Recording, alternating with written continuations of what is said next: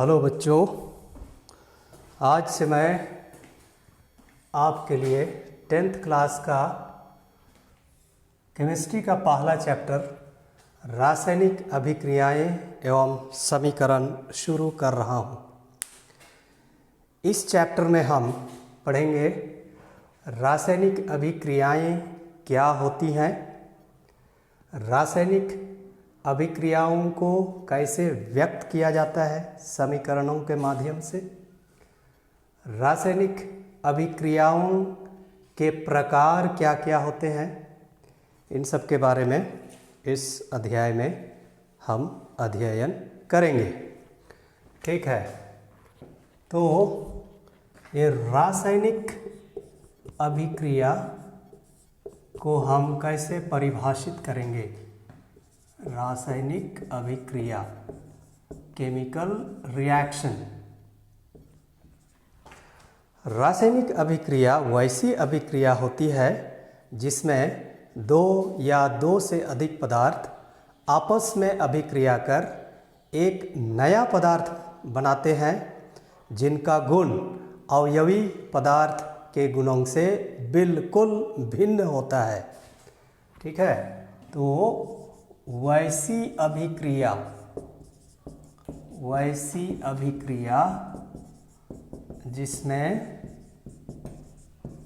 जिसमें दो या दो से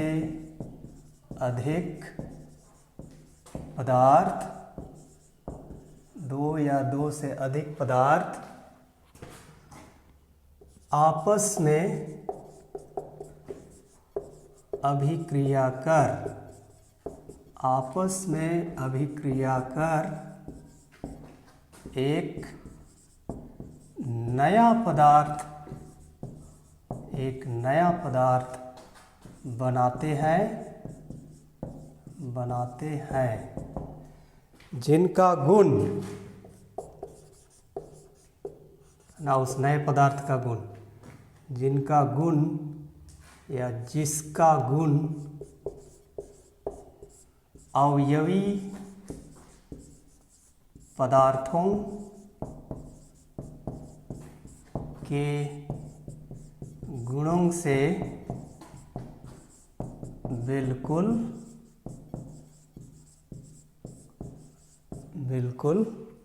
भिन्न होता है, उसे रासायनिक अभिक्रिया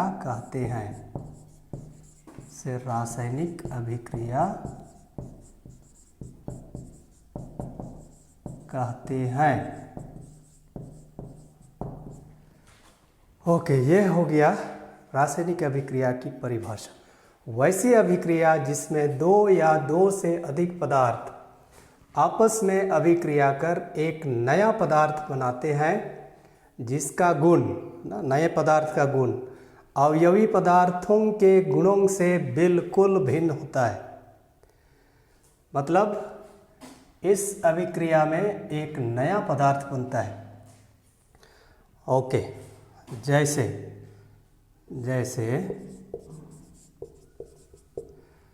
हाइड्रोजन गैस और ऑक्सीजन गैस आपस में अभिक्रिया करके H2O बनाते हैं। ठीक है, H2O बनाते हैं। तो हम इसको बैलेंस करने के लिए यहाँ पर 2 लिखेंगे, तो यहाँ भी 2 लिखना होगा। बैलेंस कैसे करना है मैं इसी चैप्टर में आपको सिखाऊंगा। ओके, तो इसमें 2 पदार्थ हाइड्रोजन और ऑक्सीजन दोनों ही गैस हैं, ये आपस में अभिक्रिया करते हैं तब जल बनता है जो कि लिक्विड है। ठीक है, लिक्विड है। इसका गुण इन दोनों के गुणों से बिल्कुल अलग होता है। ओके, तो इसमें 2 टर्म आपको जानना है। अभिक्रिया करने वाले पदार्थों को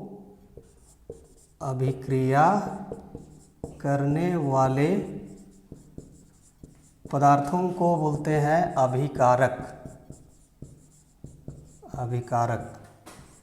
रिएक्टेंट्स। और जो नया पदार्थ बनता है, नया पदार्थ को बोलते हैं उत्पाद। ठीक है, प्रोडक्ट। इस उदाहरण में हाइड्रोजन गैस और ऑक्सीजन गैस अभिकारक हैं और प्रोडक्ट है जल। ओके, ठीक है। तो इस प्रकार की अभिक्रियाओं में परमानेंट चेंज होता है ना, परमानेंट चेंज होता है। ओके, ठीक है। अब हम लोग सीख लेते हैं रासायनिक समीकरण क्या होता है।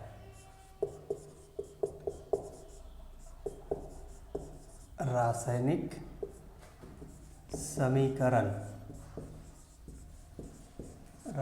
समीकरण, ठीक है, केमिकल इक्वेशन।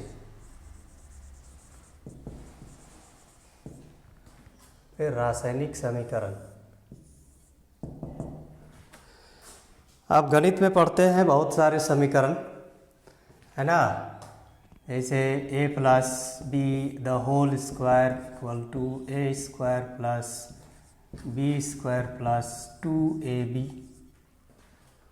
है ना। इस प्रकार से और बहुत सारे आप समीकरण पढ़ते हैं, ओके, बीजगणित में। तो रासायनिक समीकरण भी एक बीजगणितीय समीकरण ही होता है, जिसके माध्यम से हम किसी रासायनिक अभिक्रिया को रिप्रेजेंट करते हैं, रासायनिक अभिक्रिया को दर्शाते हैं। ओके, तो इसको हम ऐसे परिभाषित कर सकते हैं, वह बीजगणितीय समीकरण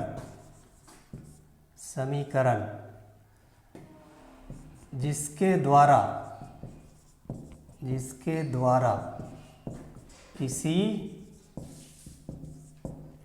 द्वारा किसी रासायनिक अभिक्रिया को उसमें भाग लेने वाले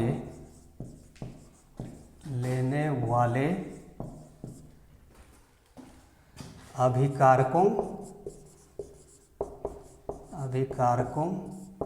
एवं बनने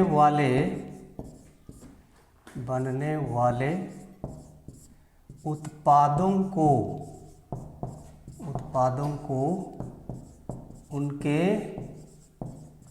उनके संकेतों एवं सूत्रों के माध्यम से या सूत्रों के द्वारा दर्शाया जाता है। ओके, दर्शाया जाता है, उसे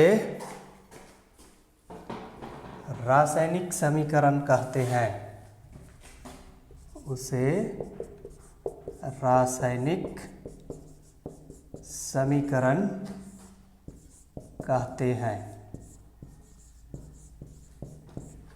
रासायनिक समीकरण कहते हैं। ओके, तो वह बीजगणितीय समीकरण जिसके माध्यम से किसी रासायनिक अभिक्रिया को उसमें भाग लेने वाले अभिकारकों एवं बनने वाले उत्पादों को उनके संकेतों एवं सूत्रों के द्वारा दर्शाया जाता है, उसी को बोलते हैं रासायनिक समीकरण। जैसे ठीक है, मैग्नीशियम के फीते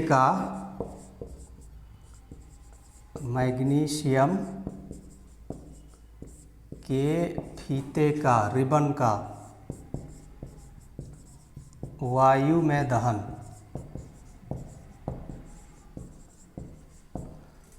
मैग्नीशियम के फीते का वायु में दहन, इसको हम इस प्रकार से दर्शा सकते हैं रासायनिक समीकरण के द्वारा।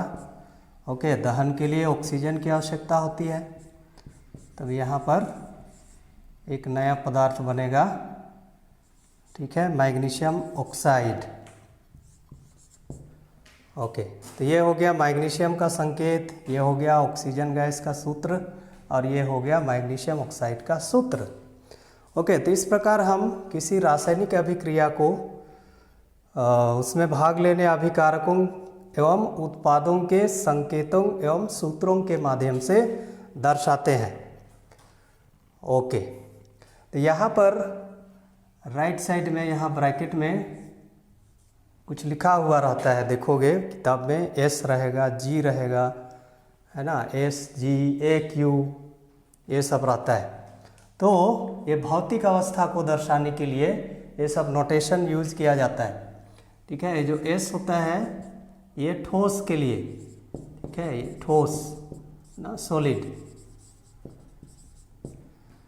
ओके, फिर जी होता है गैस के लिए, गैस। ओके, ए क्यू होता है जलीय विलयन के लिए, जलीय विलयन है, एक्वस बोलते हैं, जलीय विलयन के लिए। ओके, एल होता है द्रव के लिए, liquid, L for liquid, L for liquid. Okay, इसके अलावे तीर चिन्ह का इस्तेमाल भी होता है ना। तीर चिन्ह ऊपर रहता है, अगर रहेगा तो उसको, वो होता है गैस के लिए, नीचे रहता है तो ये होता है अवक्षेप के लिए, ठीक है, प्रीसिपिटेट के लिए, अवक्षेप के लिए। ओके, तो आप लोग पूछ सकते हैं कि क्यों सर आप कहते हैं कि ये बीजगणितीय समीकरण है। बीजगणितीय समीकरण में तो, है ना, यहाँ पर बराबर चिन्ह होता है, लेकिन यहाँ तो तीर का चिन्ह है ना, अभिकारक से उत्पाद की ओर एक तीर का चिन्ह है। तो यहाँ बराबर का चिन्ह इसीलिए नहीं दिया जाता है क्योंकि, है ना, ये भौतिक अवस्थाएं बराबर नहीं रहती हैं। इधर सॉलिड है और गैस है, जबकि इधर सॉलिड केवल है, ठीक है। तो ये बराबर नहीं होती है अभिकारक और उत्पाद की ओर, और इसीलिए यहाँ पर बराबर चिन्ह नहीं दिया जाता है। इसके अतिरिक्त इनके ताप में, इधर का ताप और इधर का ताप में अंतर होता है। ओके, तो इन्हीं सब कारणों से अभिकारक और उत्पाद के बीच में तीर का चिन्ह नहीं दिया जाता है।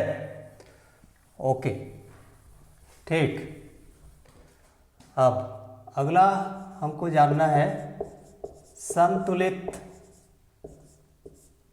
रासायनिक समीकरण, ठीक है, संतुलित रासायनिक समीकरण, संतुलित रासायनिक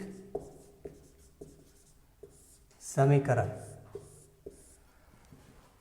ओके, तो संतुलित रासायनिक समीकरण वैसा समीकरण होता है जिसमें परमाणुओं की संख्या अभिकारक एवं उत्पाद दोनों ओर बराबर होती है, ठीक है। संतुलित समीकरण वैसा समीकरण होता है जिसमें भाग लेने वाले परमाणुओं की संख्या अभिकारक एवं उत्पाद दोनों ओर बराबर होती है, ठीक है। तो इसको भी हम डिफाइन कर लेते हैं। वैसा रासायनिक समीकरण, वैसा रासायनिक समीकरण जिसमें भाग लेने वाले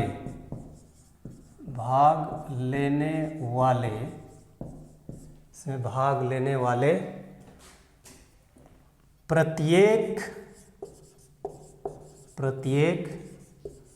परमाणु की संख्या अभिकारक एवं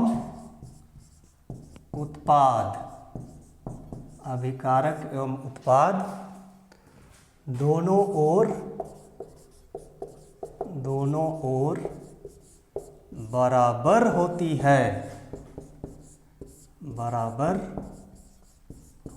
है उसे संतुलित रासायनिक समीकरण कहते हैं। संतुलित रासायनिक समीकरण कहते हैं। संतुलित रासायनिक समीकरण कहते हैं।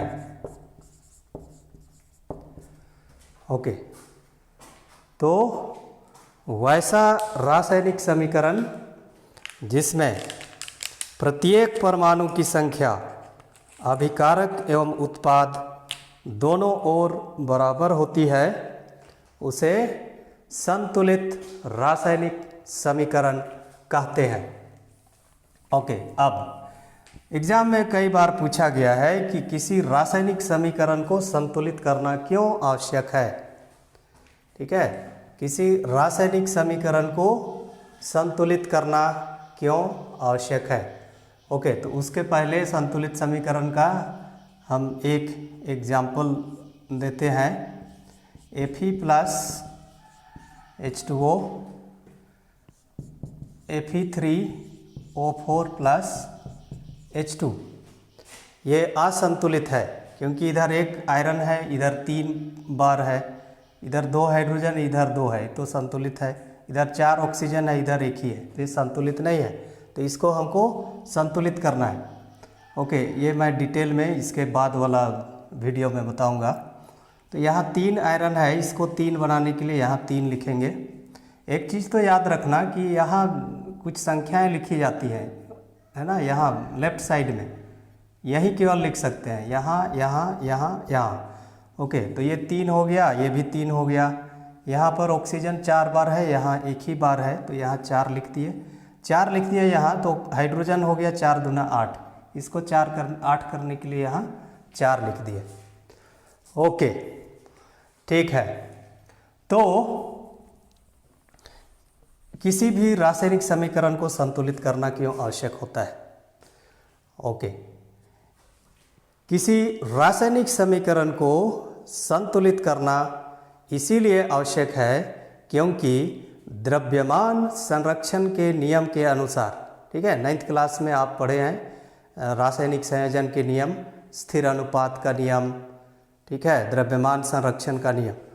तो रासायनिक समीकरण को संतुलित करना इसीलिए आवश्यक है क्योंकि किसी भी रासायनिक अभिक्रिया में द्रव्यमान का ना तो सृजन होता है और ना ही उसका विनाश। और ये इसको हम तभी साबित कर सकते हैं जब दोनों ओर प्रत्येक परमाणु की संख्या अभिकारक और उत्पाद दोनों ओर बराबर होगी। ठीक है, तो आपका एग्जाम में यदि ये सवाल आएगा तो आप कैसे जवाब देंगे। ओके, तो इसका जवाब इस प्रकार से लिखना, किसी भी रासायनिक समीकरण को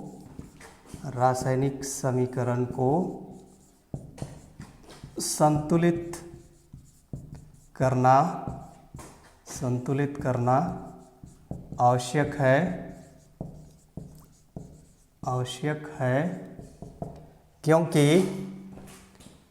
क्योंकि द्रव्यमान संरक्षण के नियम के अनुसार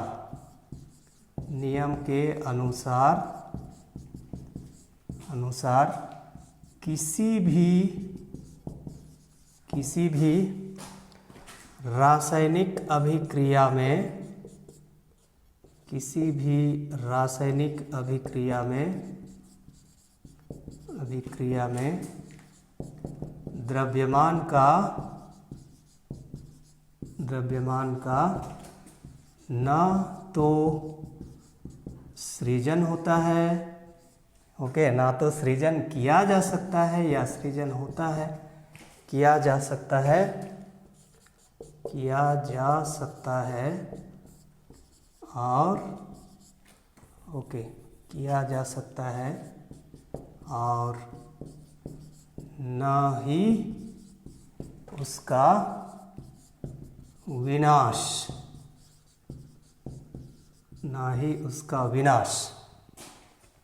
ओके। यह तभी संभव है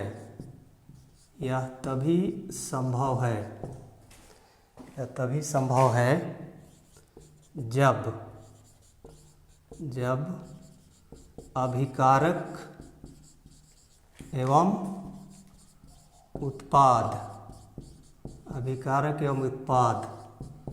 दोनों ओर प्रत्येक परमाणु की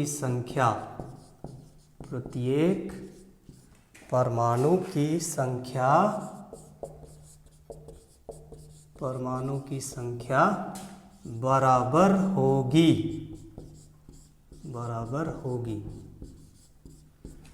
ओके, तो 2 नंबर का सवाल पूछा जाता है तो आपसे पूछा जाएगा तो उसका जवाब ऐसा देंगे। ठीक है, अगले क्लास में हम पढ़ेंगे रासायनिक अभिक्रिया को संतुलित कैसे करते हैं। ठीक है, आपका झारखंड बोर्ड में ये 2 नंबर या 3 नंबर का सवाल डेफिनेटली आता है रासायनिक समीकरण संतुलित करने के लिए। ओके, ठीक है, बाय।